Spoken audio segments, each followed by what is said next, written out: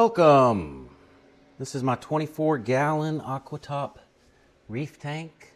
Been running a little over 4 months. I typically do like a full cleaning, water change, maintenance every 2 weeks. So today's the day. I'm gonna do my best to show you everything I do for the 2-week maintenance.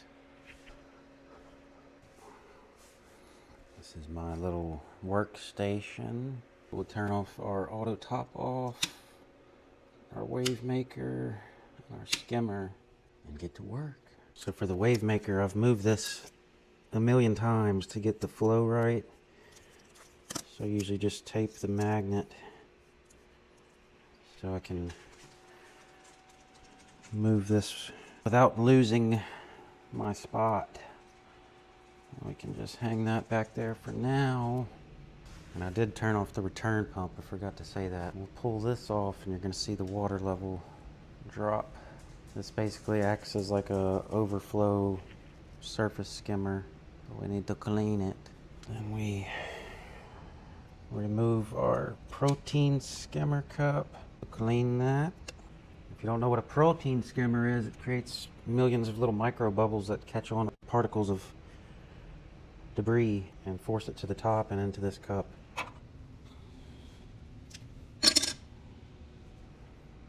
Now we can start cleaning some of this grime. Toothbrush we just used on our teeth. Just kidding. Gotta just clean around that little overflow box.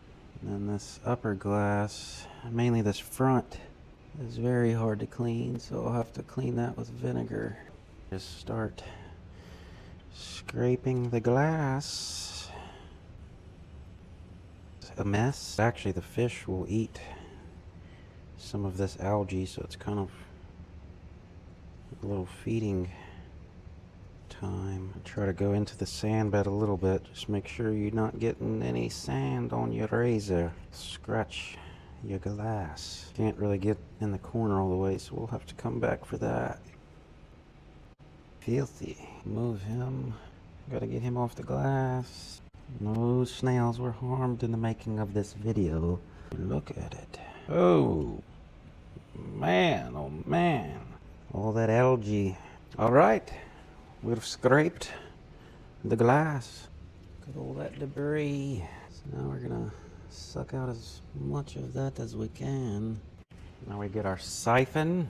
I suck out a total of about 3 gallons. We're gonna do just a little bit and then we'll work on the sand some more before we finish.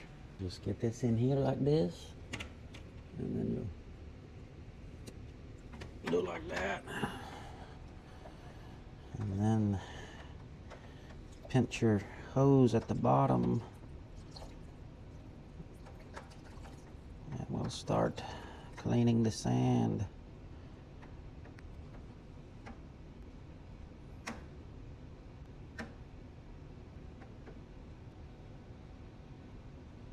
Just want to get down in that sand, get all that gunk. Now we'll clean this water line, which is really hard to get off. But if you take a little vinegar and scrub, just make sure you wring it out. You don't want the vinegar actually getting into the tank. So once we get it off, we'll wipe it. And this takes a while.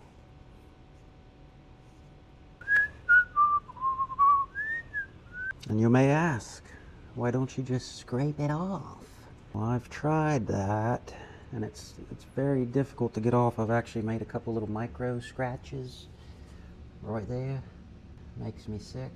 But you can't notice it unless I showed you. And you just take some fresh water to try to clean off that residual vinegar.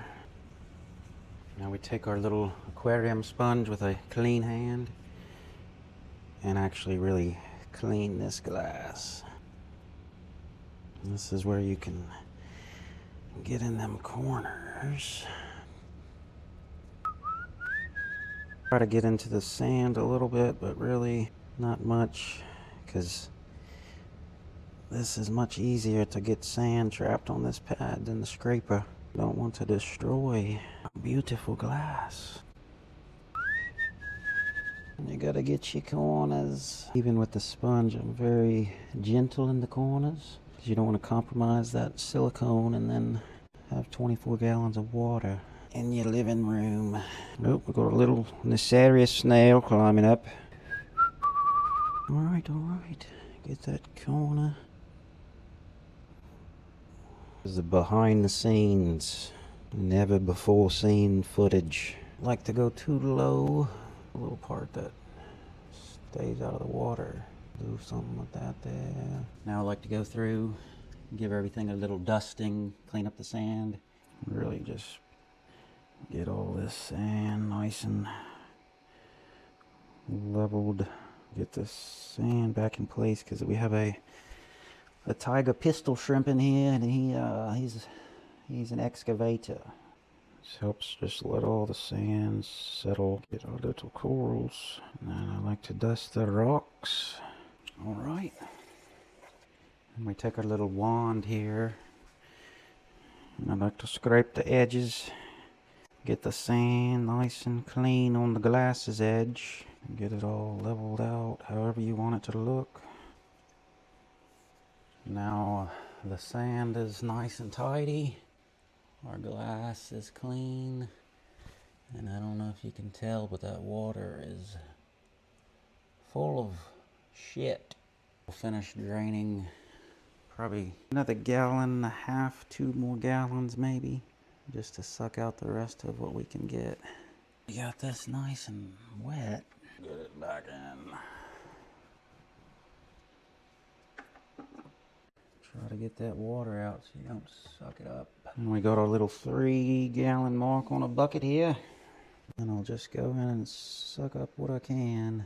This thing doesn't have much suction power, but I prefer this because I can take my time in the sand beds and not worry about draining 3 gallons in 2 minutes. It's just over, right about 3 gallons. Now we'll fill it back up with our salt water. Is there an easier way to do this? Yes, but this is how I do it. Since this jug is almost full, I just do some cups here until we get it at a more reasonable level, straight from the thing. But now we got to get that bucket a little lower. Now we'll fill her up carefully. Be careful. Try to aim for the spigot. Got me a little water line over here. Close, but once we get it up and running, we'll either add or subtract just a fraction. Perfect. Lean some other components here. Probably just take that off. We'll clean this elsewhere. Give it a good rinse. This is our holding tank for some vinegar. Clean all this. I only clean this wave maker probably once a month, every other water change.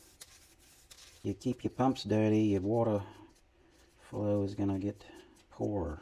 Look at that, look at the algae on that one, huh? I forgot to scrub this, didn't we? And then all this, even though we did just wash it with sink water, I'm gonna dip all of this in the salt water we removed from the tank.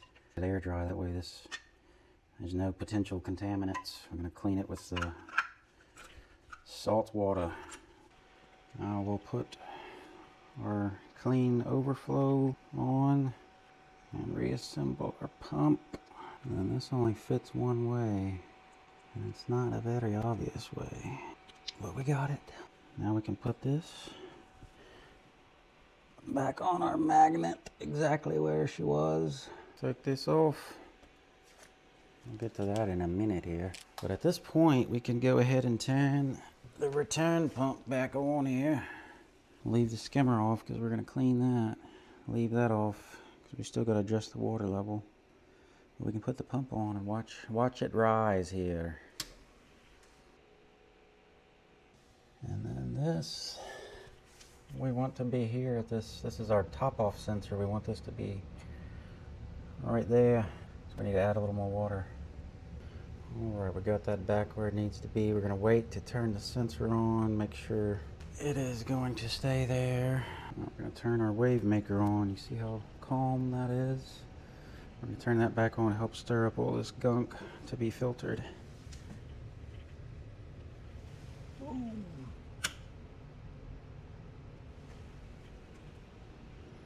Now we need to clean that gunk. Just take a paper towel and get this gunk. And I will occasionally, well, I've done it once in 4 months. I'll take this whole unit out, as well as the heater and the return pump, and clean that. Really only every few months I'll do that. Saltwater rinsed toothbrush and clean the rest of this. Dirtier these are, the better they work, because it has more, you know, surface volume on the edge of that cylinder for debris to cling to and travel up. But I don't like looking at it dirty. Clean some of that salt scum off of it. Clean this a little better too. Can replace our clean catch reservoir. Try to get it nice and level so it's pretty. Alright, we need to change the filter pads there. I change those monthly, so every other water change. So we're gonna pull those out, cut some new ones, and replace them. Alright, we got the old ones out, some new ones cut. I rinse these out very well in the old tank water. Then I'd like to do another little step off here with this second one, just so it keeps down on the noise. And those are good for another month. Go ahead and turn our skimmer back on. What you'll see here makes the bubbles, gets rid of the debris. And we're about ready to turn our auto top off back on. So this is the evaporation chamber. If water evaporates, it'll evaporate here. Once it drops below the sensor, it fills it with RODI water, which we're going to top that off right now. I use the same silly little method. Since this is so full, we're going to just get it lower. Try not to make a mess. We'll see if we can not make a mess. Come on. There it is. There it is. We're just about done. Now we'll just take our aquarium glass cleaner and we'll clean it up. Do a wet side and then a dry side. I just like to wipe the top edges. Just do a little tidying up. Missed a spot. Alright, we'll get our auto top off turned back on. Notice our water stays between 77 and 78. Even using that room temperature water, it's already back in range before we even finished. We got that up and running there. Keep us topped off. This light setting is what I use to clean the tank. So I'm going to give it a little bit to clear up and we'll show you what it looks like in a little bit. Sometimes, you know, I do more maintenance. We'll pull the pump out, clean that, pull this all the way out and clean it. That's not very often. So that's my 2-week maintenance routine on this Aqua top 24-gallon all-in-one system. It generally takes me just under an hour to do everything we've done today, but probably took 2 hours with the filming. If you want to see more on this tank, such as feeding the fish, or if you want to see what I dose every day to keep the water parameters in check, as well as some other supplements for the corals, we can show you all that, show you buying some new corals. Just let me know in the comments section. Drop a like, subscribe.